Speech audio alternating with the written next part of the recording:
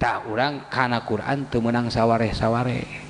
imankeun teh kudu sakabeh kudu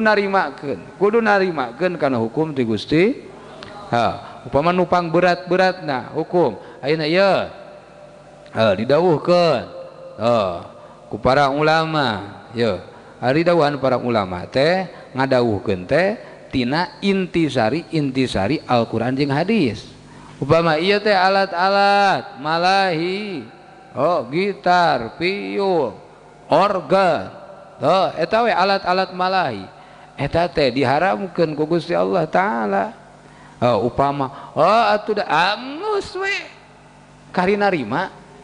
gitu ulah kieu keun bae atuh da ieu mah jeung salawatan sarua rek dikumaha-kumaha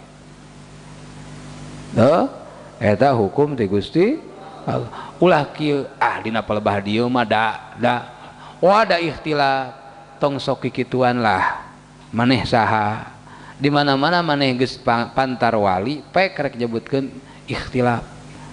ya aya di mana-mana urang kalakuan anu jigah kieu terus ningali kanu ikhtilaf ningali nu ngeunahna unggul awas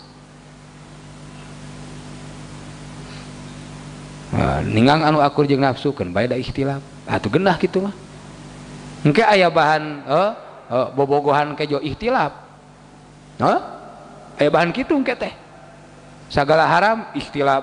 ikhtilaf ngeunah euy bari jeung teu puguh mana kitabna wah ningang upama Habib anu oge eta mah para habaib benten deui anu dilakukeun ku para wali urang teu meunang sakabehna diturutan sapertos Mama Antapani